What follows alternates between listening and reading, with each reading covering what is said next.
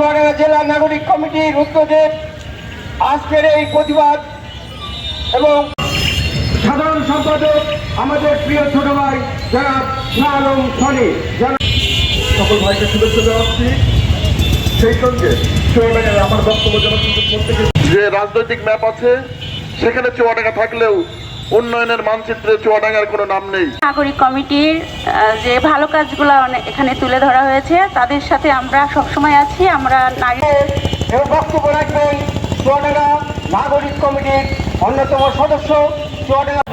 সবাইকে ধন্যবাদ জানিয়ে আমার বক্তব্য শেষ করছি। খুদা আমরা নিজেরাই মিটাতে চাই এবং এদিকে যেন নজর থাকে এদেশের হকের। নদী না বাঁচলে আমরা বাঁচব না। যাই হোক, মানববন্ধনের প্রতিবাদ কর্মসূচিতে নাগরিক কমিটির ঘোষিত আমাদের জেলা প্রেস ক্লাবের পক্ষ থেকে যখন যে ধরনের কর্মসূচি হাতে নেওয়া হবে, আমরা সব কারখানা, স্কুল, কলেজ, ব্যবসা প্রতিষ্ঠান, আপনাদের সকলকে চুয়াডাঙ্গা জেলা নাগরিক কমিটির পক্ষ থেকে সালাম। আমাদের মানুষের জন্য, বসবাসের জন্য একটা নিরাপদ চুয়াডাঙ্গা, একটা উন্নত